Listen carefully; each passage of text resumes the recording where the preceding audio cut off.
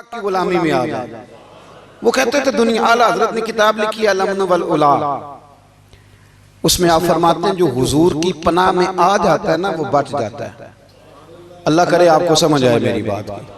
जो हुजूर की पनाह में आ जाता है वो जो दुनियादार रहता है, मालदार रहता है, हुजूर की पनाह में नहीं आता वो बेसुकून रहता है। फरमाते हैं यहाँ दुनिया में भी हुजूर की पनाह में आ जाओ, आज ले उनकी पनाह।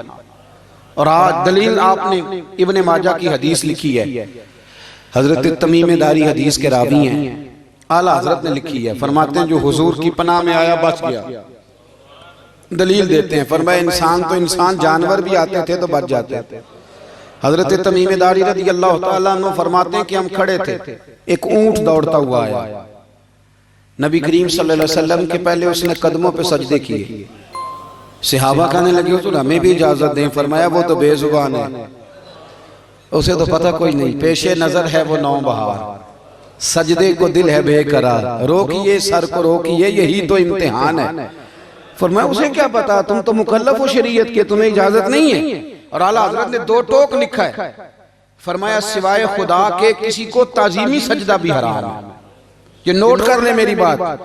और आला हजरत ने फतावा रज़विया में लिखा है किसी कब्र पे जाओ तो 4 हाथ दूर खड़े रहो। अल्लाह करे आपको समझ आए, कितने हाथ?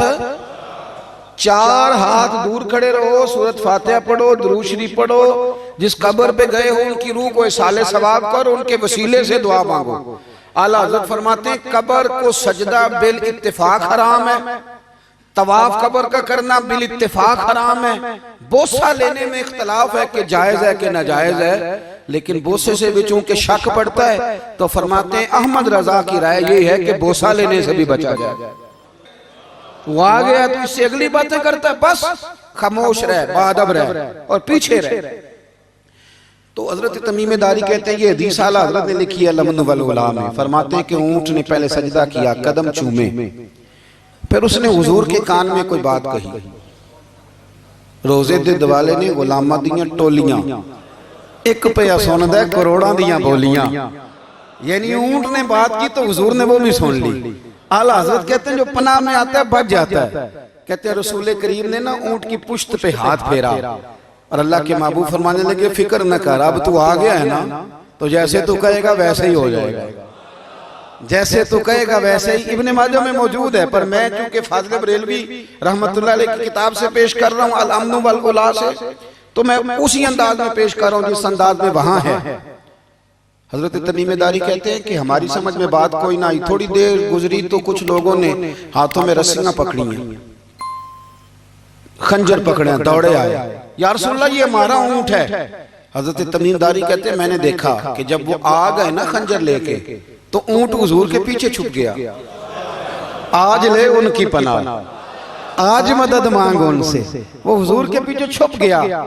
तो कहते हैं कि नबी करीम सल्लल्लाहु ताला अलैहि वसल्लम ने फरमाया क्या मसला भाई, या रसूलल्लाह हमारा ऊंट है। ज़िबा करने लगे थे, दौड़ा है, तो हुजूर फरमाने लगे वो तो तुम्हारी शिकायत कर रहा है।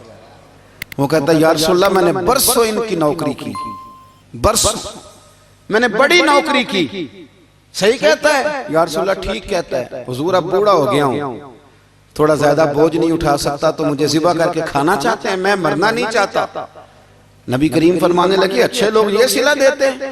उन्होंने अर्ज की हुजूर आप हुक्म कर दें, हम इसको छोड़ देते हैं या रसूलल्लाह, नहीं ज़िबा करेंगे, खिदमत करेंगे। हुजूर फरमाने लगे नहीं, अब मेरे पास आया है ना, अब मैंने वापस नहीं करूंगा, आज हो गया है, आज ले उनकी पनाह, आज मदद मांगो उनसे, आज हो गया या रसूलल्लाह फिर रख लें। हुजूर ने फरमाया नहीं भाई पैसे बताओ कितने?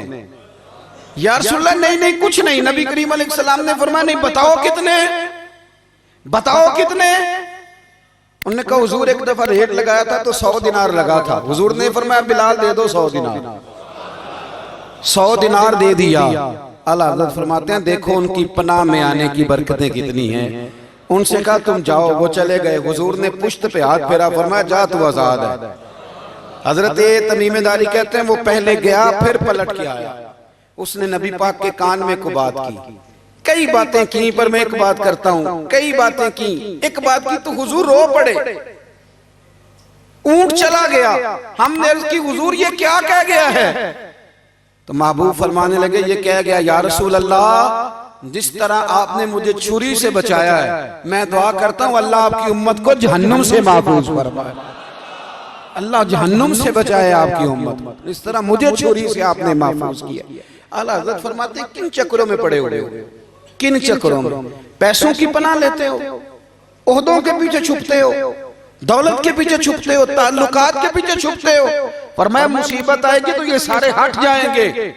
अगर पनाह लेनी है तो मदीने वाले महबूब की पनाह लो, दरवाजा रसूल पे आओ, नबी करीम की बारगाह में झुको, हुजूर से प्यार करो। आला हज़रत फरमाते हैं महबूब का अदब करो, रसूलुल्लाह की गुलामी करो। फरमाते हैं फिर के गली गली तबाह, ठोकरें सबकी खाए क्यों, दिल को जो अक्ल दे खुदा तो तेरी गली से जाए क्यों। और फरमाने लगे जान है इश्क मुस्तफा, रोज फुजूं करे खुदा, जिसको हो दर्द का मजा वो नाजे दवा उठाए क्यों, जिसको हो दर्द का मजा वो नाजे दवा उठाए क्यों। उन्होंने महबूब करीम की मोहब्बत का पैगाम दिया, सहाबा की मोहब्बत का, बोलिए सहाबा की मोहब्बत का पूरी किताब लिखी हजरत सिद्दीक अकबर जनाब उमर के फजाइल पर। और मजे की बात यह है कि आला हजरत ने ना उर्दू शायरों में से किसी को तौफीक नहीं हुई हुजूर को शहनशाह कहने की। आला हजरत ने कहा मेरे नबी शहनशाह। दलील क्या दी? फरमाने लगे पढ़ो तिरमिजी, हुजूर ने फरमाया मेरे दो वजीर जमीनों में हैं, दो आसमानों में। जमीन के दो वजीरों के नाम अबू बकर और उमर है, आसमान के दो वजीर हैं जिब्रील और मीकाईल। तो आला हज़रत कहने लगे हुजूर वजीर तो किसी शहनशाह के ही होते हैं, फिर कह लो ना शहनशाह। तो फिर फरमाने लगे हाजियो आओ शहनशाह का रोजा देखो, हाजियो आओ शहनशाह का रोजा देखो। काबा तो देख चुके अब काबे का भी काबा देखो, काबा तो देख चुके अब काबे का भी गौर से सुन तो रजा, काबे से भी आती है सदा, मेरी आंखों से मेरे प्यारे का रोजा देखो। आला हज़रत ने सारी जिंदगी और सहाबाए किराम की बात की, अहले बैत की बात की, औलिया की बात की, सूफिया की बात की, दिफा किया सबका, सबके शानों में लिखा, उम्मत को बतलाया कि अपने बुजुर्गों से जुड़े रहोगे तो बचे रहोगे। आला हज़रत ने तंज करने से, तनकीद करने से, बिला वजह गलतियां निकालने से और एक दूसरे पर लान तान करने से हमें बचने को कहा। आला हज़रत फरमाते हैं कोई इल्म अगर आ जाए ना तो उसका माना ये नहीं कि सबको जाहिल समझ लेना चाहिए। समझ आ रही है मेरी बात? हम जिस शोबे में भी होते हैं ना, सामने वाले को अनपढ़ी समझते हैं। मौलवियों के बारे में बाद लोगों का ख्याल है कि ये पता नहीं कौन सी मखलूक है, इनको क्या पता दुनियादारी का। मैं सही कह रहा हूं। इसी तरह जो मेरे शोबे से ताल्लुक रखने वाले लोग हैं वो कहते हैं शायद सारे ताजर दो नंबर तरीके से ही माल कमाते हैं। ये हो नहीं सकता, ऐसा हो नहीं सकता। हमें ना दूसरों की अहमियत की खबर रखनी चाहिए। हम एक दूसरे से प्यार, हम तंज करते हैं, तनकीद करते हैं। फाजिल बरेलवी मना करते थे, आप फरमाते ये तरीका दुरुस्त। हम जब गलतियां निकालने पे जाते हैं तो माज़अल्लाह इतना ऊपर बन जाते हैं कि माज़अल्लाह सुम्मा माज़अल्लाह अल्लाह रसूल तक पहुंच जाते हैं। आला हज़रत के जमाने में एक शख्स ने कह दिया नबी पाक का ख्याल आए तो नमाज टूट जाती है। अकल है ना कि जहां मर्जी ले जाओ। वो कहने लगा जी मैंने खालिस अल्लाह के लिए पढ़नी है ना फलसफा जी, नबी पाक का ख्याल आए तो नमाज। आला हज़रत फरमाने लगे तू बड़ा ही पागल है। जब तू कहेगा अस्सलामु अलैका अय्युहन नबी, ख्याल आएगा कि नहीं? फरमाने लगे तू बड़ा ही नादान है। जब तू कहेगा अल्लाहुम्मा सल्ली अला मुहम्मदिन व अला, ख्याल आया कि नहीं आया? फरमाने लगे तू नबी पाक की बात करता है, नमाज में तो अब्बा अम्मा का भी ख्याल आता है। रब्बना इग़फिरली वाली वालिदैया। फरमाने लगे अगर रब्बे के ख्याल से नहीं टूटती तो मदीने वाले के ख्याल से कैसे टूट गई? फरमाने लगे बड़ा ही बेवकूफ है तू। आला हज़रत फरमाने लगे तू कहते हुजूर का ख्याल आए तो टूट जाती है। फरमाने लगे जब तक हुजूर का ख्याल आए ना नमाज होती नहीं, जब तक हुजूर का ख्याल ना आए नमाज होती नहीं, सवाल ही नहीं पैदा होता। लोगों ने कहा जनाब वो किस तरह? तो आला हज़रत फरमाने लगे अल्लाह ने कहा कुरान में वाक़िमुस्सलात, नमाज पढ़ो। ये नहीं बताया कितनी पढ़नी है, और ये भी नहीं बताया फजर की कितनी पढ़नी है, ये भी नहीं बताया जोहर की, ये भी नहीं बताया क़याम कैसे करना है, हमें ये भी नहीं बताया रुकू कैसे करना है। हमें पता कैसे पता चला? जब सहाबा ने कहा ना रब कहता है नमाज पढ़े तो कैसे पढ़े, तो हुजूर फरमाने लगे सल्लू कमा राई तुमूनी उसल्ली, नमाज उस तरह पढ़ो करो जिस तरह मुझे पढ़ते हुए देखते हो। तो कहा ये तो कैसी अजीब बात कर रहा है कि नबी करीम सल्लल्लाहु अलैहि वसल्लम का ख्याल है। और फिर बड़ी मजेदार बात, एक शख्स ने आला हज़रत से आके ना, उस जमाने में ना एक आर्या मजहब होता था, अब अल्लाह का शुक्र है वो कोई नहीं। अब वैसे जो बड़े नए नए मजहब निकल आए, जो आदमी जितना पढ़ जाता है माज़अल्लाह वो एक नई बात ही शुरू कर देता है, और जो अनोखी बात करे उसके पीछे रश भी ज्यादा हो जाता है। स्टाइल जरा हटके हो ना जी तो जरा माहौल जल्दी बन जाता है। तो वो आर्या मजहब था, तो वो एक आर्या आ गया आला हज़रत के पास, आके कहने लगा कि फर्ज की अहमियत ज्यादा है कि सुन्नत की। तो आला हज़रत फरमाने लगे भाई अहमियत तो फर्ज की ज्यादा है। तो कहने लगे आपका वुजू तो फिर सुन्नत से शुरू होता है। वुजू में पहला फर्ज है मुंह धोना, और आप सबसे पहले हाथ धोते हैं, ये भी सुन्नत। नाक में पानी डालना ये भी, कुल्ली करना ये भी। मेरी बात की समझ आ रही है? उसने कहा ये आप अजीब लोग हैं, फर्ज अगर बड़ा है तो पहले फर्ज होना चाहिए था। समझ आ रही है मेरी बात की?